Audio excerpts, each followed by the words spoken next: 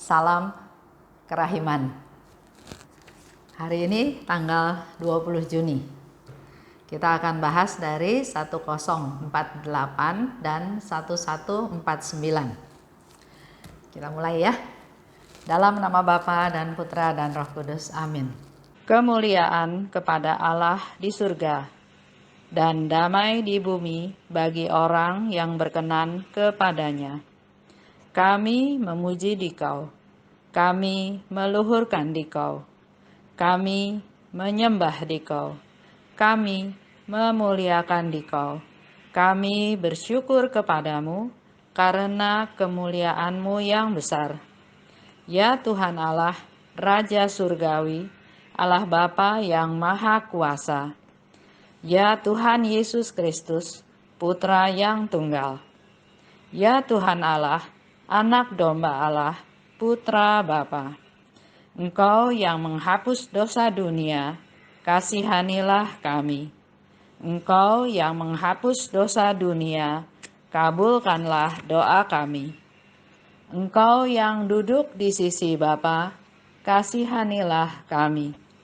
Karena hanya Engkaulah kudus, hanya Engkaulah Tuhan.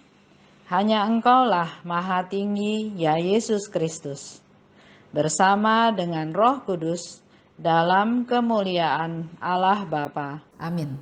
Dalam nama Bapa dan Putra dan Roh Kudus. Amin. 1048 kita mau belajar tentang pengajaran ilahi.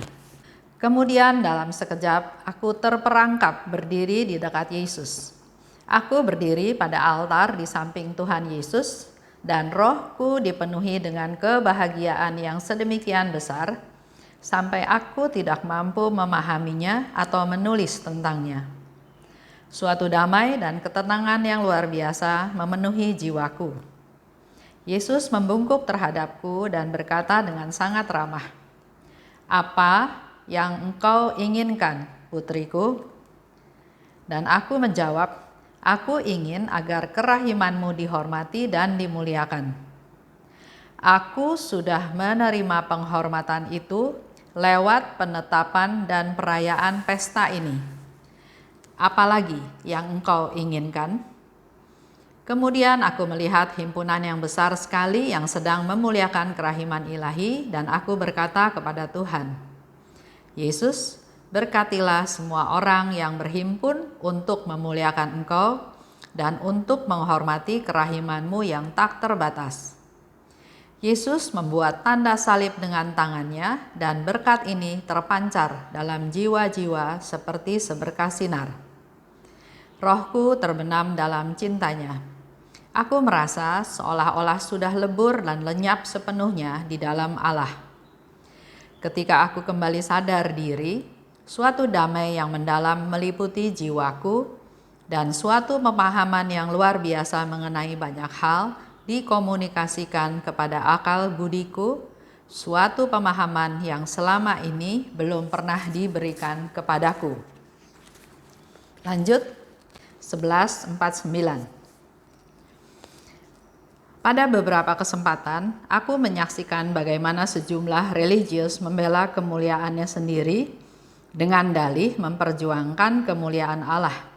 Padahal yang diupayakannya bukanlah kemuliaan Allah, tetapi kemuliaannya sendiri. Oh Yesus, betapa sakitnya hatiku karena hal seperti itu. Rahasia apa yang akan dibeberkan pada hari penghakiman-Mu? Bagaimana mungkin orang dapat mencuri karunia Allah? Seperti tadi saya katakan ya, hari ini kita belajar tentang pengajaran ilahi. Faustina katakan, dalam sekejap aku terperangkap berdiri di dekat Yesus. Tiba-tiba aja dia merasa berdiri di dekat Yesus, di altar di samping Yesus. Rohku dipenuhi dengan kebahagiaan yang sedemikian besar. Kalau kita bisa berdiri tiba-tiba ada di samping Yesus, di altar, di dalam kapel, rasanya sukacita, bahagia ya. Karena dia bisa berada bersama-sama dengan Yesus. Dikatakan di sana ada damai, ada ketenangan. Itu juga bisa menjadi refleksi kita. Kalau kita melakukan sesuatu menjadi gelisah, khawatir, bingung, galau, itu boleh menjadi refleksi. Karena di sini Suster Faustina bilang, dia sekejap berdiri di dekat Yesus dan yang ada hanya damai dan ketenangan. Kalau ada Tuhan Yesus, kita akan merasa damai dan tenang. Karena Yesus adalah Raja Damai. Yesus membungkuk dan bertanya kepada Suster Faustina, apa yang engkau inginkan? Yesus Tuhan ya, tapi dia membungkuk. Dia memberikan dirinya.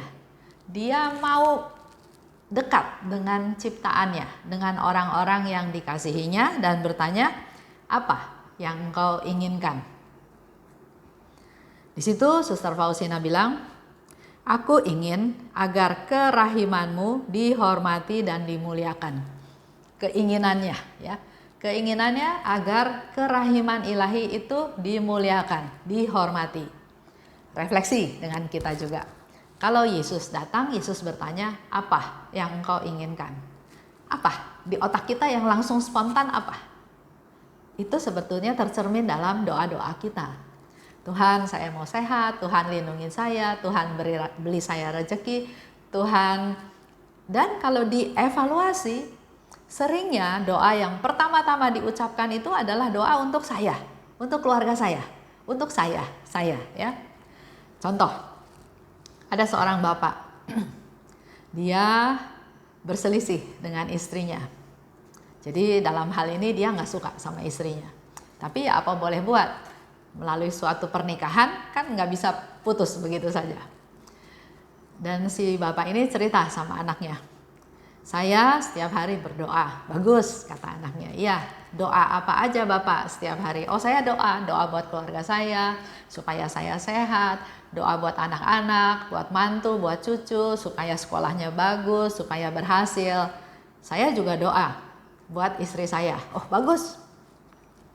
Saya pikir, wah, si Bapak ini sudah berdamai dengan istrinya. Bagus, Pak. Memang kita perlu berdoa buat siapa saja, terutama buat pasangan hidup kita. Oh, tapi jangan salah, Ibu. Saya berdoa seperti itu tujuannya bukan untuk supaya dia sehat, untuk kebaikan dia. Tapi saya berdoa supaya dia sehat, supaya dia enggak merepotkan anak mantu saya. Bisa dilihat ya. Doa untuk kesehatan seseorang, tapi di balik doa itu ada suatu motivasi, tujuan tertentu yang mungkin berbeda dengan apa yang Tuhan kehendaki. Nah, di sini dikatakan sehingga Suster Faustina kasih contoh, aku ingin agar kerahimanmu dihormati dan dimuliakan. Jadi inginnya itu nggak hanya dari mulut, sungguh-sungguh dari hati. Tuhan tahu isi hati kita semua. Jangan seperti Bapak tadi. Dia berdoa buat istrinya supaya sehat, bukan karena dia sayang sama istrinya, bukan karena dia mengasihi istrinya, cuma karena kalau dia sakit nanti kan anak mantunya dia repot. Jadi supaya anak mantu nggak repot, dia berdoa supaya istrinya nggak sakit. Lihat ya, hati-hati dengan kita juga dalam doa kita sehari-hari. Dan di situ Faustina mau kasih lihat juga bahwa fokusnya itu harus bukan untuk diri sendiri, untuk orang lain. Karena kalau kita ditanya spontan, pasti jawabannya jawaban yang jujur, bukan jawaban yang direkayasa, bukan jawaban yang mengada-ngada. Jadi waktu ditanya sama Tuhan Yesus, Faustina katakan seperti itu, dan itu menjadi bukti bahwa bukan saya fokusnya, tapi fokusnya adalah kepentingan orang lain. Dan kata Yesus, aku sudah menerima penghormatan lewat penetapan dan perayaan pesta ini. Yang dimaksud adalah pesta kerahiman ilahi. Jadi kalau Suster Faustina berharap agar semua orang menghormati dan memuliakan kerahiman Tuhan, Yesus bilang, saya sudah terima pada waktu pesta kerahiman ilahi. Untuk diketahui aja, pesta kerahiman ilahi itu disahkan oleh Vatikan, oleh Gereja Katolik secara resmi menjadi pesta resmi Gereja Katolik, yaitu pada tanggal 30 April tahun 2000. Pada saat Bapak Paus Yohanes Paulus II mengkanonisasi Beata Faustina menjadi Santa Faustina. Dan pada hari itu ditetapkanlah Pesta Kerahiman Ilahi menjadi pesta resmi Gereja Katolik. Di situ Suster Faustina melihat himpunan besar orang yang sedang memuliakan kerahiman ilahi. Suster Faustina minta supaya orang-orang menghormati dan memuliakan kerahiman Tuhan. Yesus bilang, aku sudah menerimanya pada waktu pesta, dan di situ dia melihat himpunan besar orang yang memuliakan kerahiman ilahi. Dan Faustina berdoa. Faustina minta kepada Tuhan Yesus. Yesus, berkati semua orang yang berhimpun memuliakan Engkau dan menghormati kerahiman-Mu yang tak terbatas. Yesus, berkatilah semua orang. Sama seperti kalau waktu kita pesta kerahiman ilahi di dalam perayaan Ekaristi, kita juga bisa berdoa, Tuhan berkatilah semua yang ada di dalam gereja ini. Berkatilah semua orang pada hari ini supaya menerima kerahiman Tuhan. Jadi kita belajar fokus untuk orang lain, ya. Nah, pertanyaannya lagi adalah, apakah kita, Bapak, Ibu, para devosan kerahiman, termasuk dalam himpunan besar yang Suster Faustina lihat? Ya betul, kita ikut pesta kerahiman ilahi, kita mempersiapkan acaranya sedemikian rupa. Tapi yang paling penting adalah apakah hati kita juga kita siapkan untuk pesta kerahiman ilahi tersebut. Karena tadi doanya Suster Faustina ya, kalau kita ada di dalam himpunan besar itu, Faustina katakan, berkatilah semua orang yang ada dalam yang berhimpun untuk memuliakan kerahiman Tuhan. Dan apa yang dilakukan oleh Yesus? Yesus membuat tanda salib yang besar. Membuat tanda salib dengan tangannya. Dan berkat ini terpancar dalam jiwa-jiwa seperti seberkas sinar. Ya. Jadi kelihatannya seperti seberkas sinar yang terpancar dari Yesus membuat tanda salib. Pertanyaannya lagi, berkatnya sama? Yang diterima sama umat, sama kita semua, sama atau beda? Kenyataannya nggak sama ya. Kenyataannya nggak sama. Ada satu hamba Tuhan waktu itu pernah bercerita, dia bilang dia lihat di gereja ada sekumpulan orang, tapi bermacam-macam. Ada yang tampilannya gelap, ada yang penampilannya terang, ada yang bahkan mukanya bukan muka manusia, muka binatang. Kembali lagi ya, saya nggak peka, saya nggak tahu, tapi dari sharing dia, saya juga berpikir mungkin saja. Karena taraf iman berbeda, kesiapannya berbeda, isi hatinya juga berbeda. Orang ke gereja karena memenuhi tugas, kalau enggak nanti diomelin sama orang tuanya, atau nanti disangka punya dosa berat sehingga nggak ke gereja, atau ya buat senengin mertua, atau banyak sebabnya. Saya ada satu cerita. Ibu ini ingin anak-anaknya menjadi anak Katolik yang baik, yang benar. Jadi setiap misa dia selalu mengajak anaknya pergi ke gereja. Itu dia pikir dia sudah melakukan yang terbaik untuk masa depan anaknya, ya. Tapi setelah anak ini dewasa, anak ini berumah tangga, anak ini punya anak lagi, jadi artinya dia punya anak lagi ya, berarti sama si ibu yang pertama itu ini cucunya. Suatu hari dia mau ajak cucunya ke gereja. Apa yang dikatakan oleh anaknya? Enggak, kamu enggak boleh bawa anak saya ke gereja.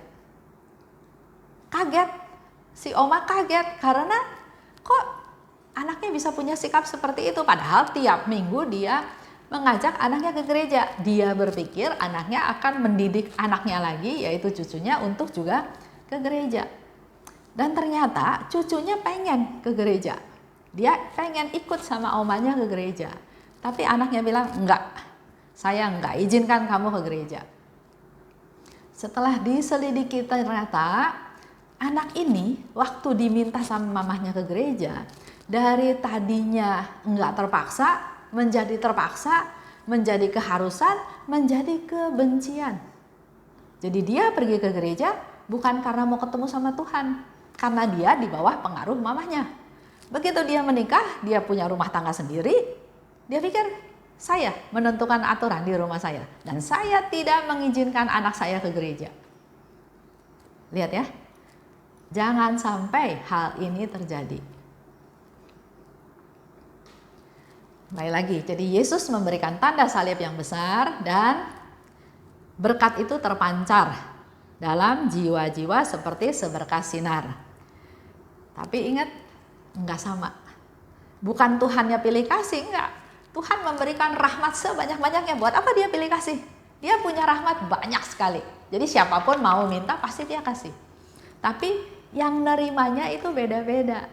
Tergantung imannya, tergantung kesiapannya, tergantung kerinduannya. Dan di situ Suster Faustina bilang, aku merasa lebur dan lenyap dalam Allah dan ada rasa damai. Di samping itu, Faustina mendapat lagi satu pencerahan baru. Dia bilang, dan pemahaman mengenai banyak hal. Suatu pemahaman yang selama ini belum pernah diberikan kepadaku. Jadi ikut Tuhan itu bukan langsung semuanya terbuka, semuanya kelihatan. Nggak bisa, kita pun nggak bakalan mampu kalau Tuhan memberi kesempatan seperti itu. Seperti di devosi kerahiman ya, saya pernah cerita. Tahun 1931, Yesus memberitahukan kepada Suster Faustina tentang gambar kerahiman, tentang pesta kerahiman. Tentang koronka, dia baru cerita tentang koronka pada tahun 1935. Tentang jam kerahiman, Yesus kasih tahu lagi pada tahun 1937. Jadi ada tahapannya, ada kesiapannya. Begitu pula dengan pemahaman-pemahaman yang terjadi. Enggak langsung semuanya. Dikasih tahu juga percuma kalau tahap imannya atau kitanya belum siap. Sama seperti babi yang dikasih mutiara. Apa itu buat babi? Buat saya makanan saya dedek. Dikasih mutiara, saya nggak perlu. Ya, jadi kalau kita mau tahu tentang Tuhan, mau kenal pribadi Tuhan, kita harus tekun, harus setia, harus sungguh-sungguh terus menggali, terus berelasi, terus berdoa, terus bersama-sama dengan Tuhan untuk nanti Tuhan lihat, oh ini sudah siap, dikasih pencerahan.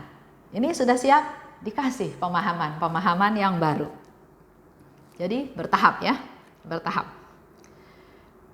Contoh, ada di dalam komunitas ya, kita kan komunitas ketemu 1 minggu 1 kali.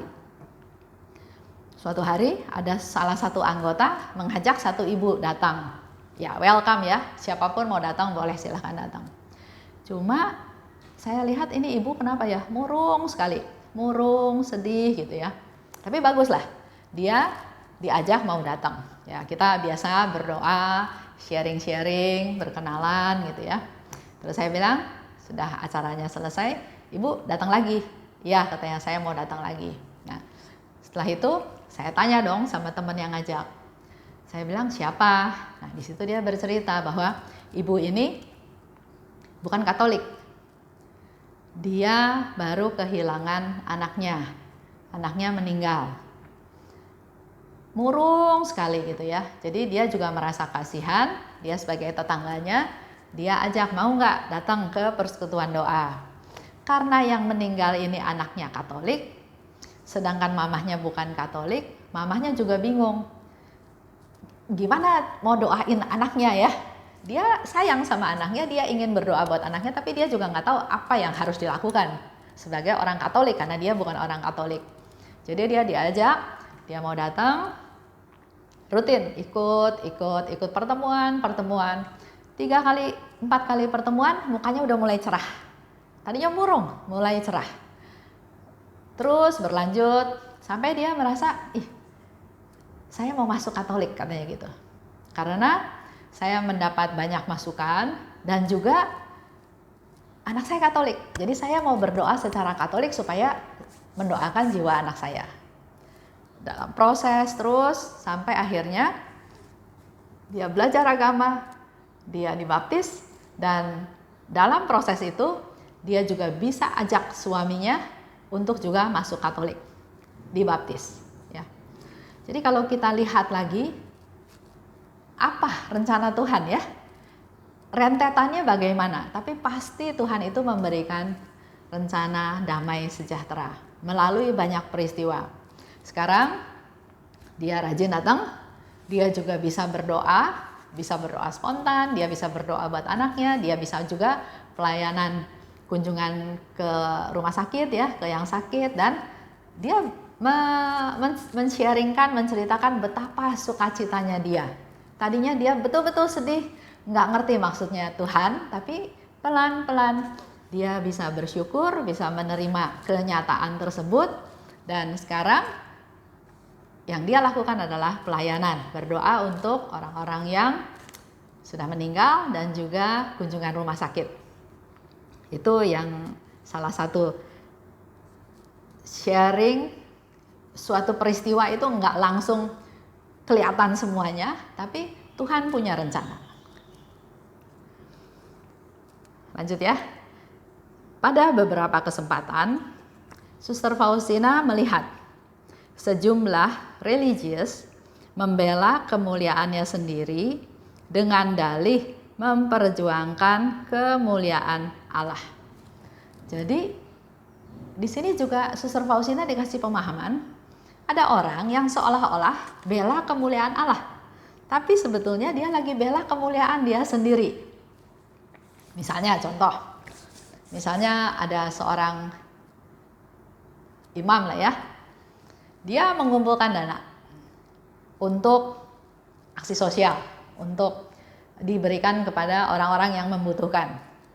Karena Romo ini ada kaul kemiskinan, ada kaul ketaatan, ada kaul kesetiaan. Dana yang terkumpul itu kan harusnya bisa dicatat, tercatat. Uangnya diterima berapa, disalurkan kemana, berapa rupiah, dan seterusnya. Tapi pernah saya dengar ada yang nggak jelas. Uangnya masuk berapa, keluarnya berapa gitu ya. Nah, kalau kita evaluasi lagi, atau nggak usah Romo lah, kita juga, kita bilang kita pelayanan, kumpulkan dana, kemudian dananya dipakainya berapa, dikumpulnya berapa, terus nggak ada perhitungan. Menurut saya ini juga ada yang nggak benar, ya.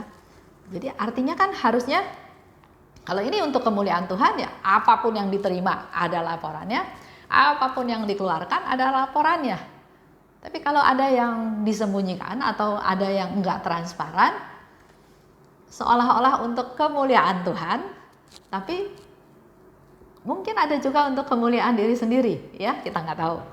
Saya nggak mau menghakimi, tapi kalau dikaitkan dengan apa yang Suster Faustina lihat, bahwa di situ dikatakan di 1149, aku melihat sejumlah religius membela kemuliaannya sendiri dengan dalih memperjuangkan kemuliaan Allah.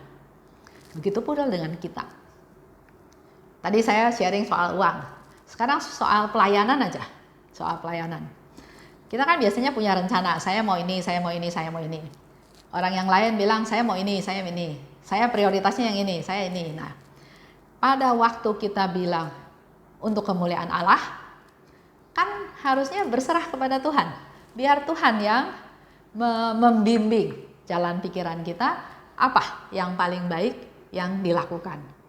Tapi seolah-olah untuk kemuliaan Allah, tapi begitu rencananya enggak diikuti, enggak didukung, terus ngambek, terus marah. Ya udah, kalau nggak mau ikut rencana saya juga nggak mau pelayanan. Nah, itu coba kita juga refleksi. Menurut saya termasuk juga nih dalam kategori seolah-olah untuk kemuliaan Allah, tapi untuk kemuliaan sendiri. Kalau kemuliaan sendiri nggak tercapai, terus dia ngambek, terus dia nggak mau pelayanan, terus dia mau pindah ke pelayanan yang lain. Di sini Suster Faustina lanjut ya, dia katakan, padahal Yang diupayakan bukanlah kemuliaan Allah, tapi untuk kemuliaannya sendiri. Bagaimana mungkin orang dapat mencuri karunia Allah? Itu yang menjadi pertanyaan dari Suster Faustina. Apa yang kita punya, apa yang kita dapat, ini adalah semuanya adalah semata-mata karunia dari Tuhan, bakat dari Tuhan, rahmat dari Tuhan, pemberian Tuhan. Terus kita mau pakai itu semua untuk kemuliaan kita sendiri. Sehingga dikatakan oleh Suster Faustina, bagaimana mungkin orang dapat mencuri karunia Allah? Yaitu menjadi permenungan kita hari ini ya. Kita sudah dapat pengajaran dari Tuhan. Mari kita tutup dalam doa penutup dan merenungkan apa semua yang berkaitan dengan kita, dengan saya, dengan Bapak Ibu, untuk semakin kita bisa mengalami damai sejahtera, ketenangan yang dari Tuhan. Terima kasih, kita tutup ya. Dalam nama Bapa dan Putra dan Roh Kudus, amin. Allah Bapa yang Maha Baik, terima kasih atas pengajaran-Mu pada hari ini. Melalui Suster Faustina kami tahu bahwa ada tahap-tahapan dalam pencerahan pemahaman yang Kau berikan kepada kami.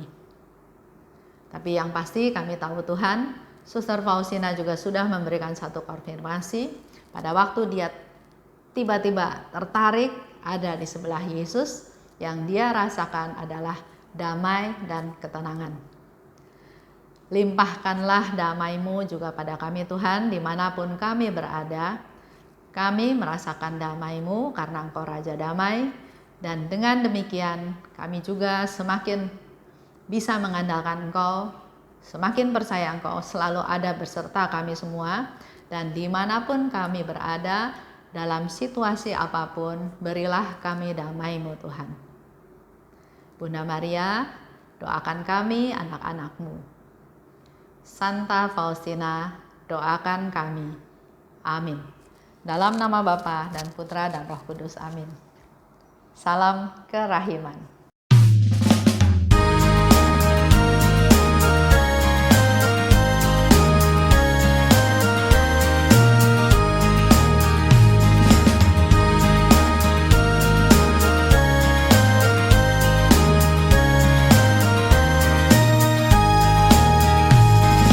Berbahagialah jiwa yang menyerukan kerahiman Tuhan. Jiwa itu akan dibela oleh Tuhan sebagai kemuliaan-Nya. Pujilah kerahiman Tuhan dengan mengandalkan kerahiman-Nya itu. Pujilah kerahiman Tuhan sepanjang hidupmu. Pujilah kerahiman Tuhan dengan mengandalkan kerahiman-Nya itu. Pujilah kerahiman Tuhan sepanjang hidupmu.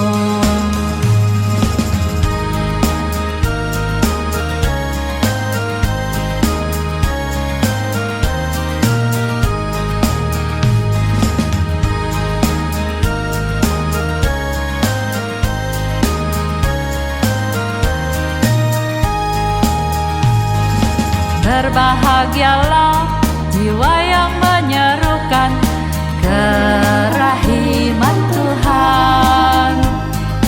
Jiwa itu akan dibela oleh Tuhan sebagai kemuliaan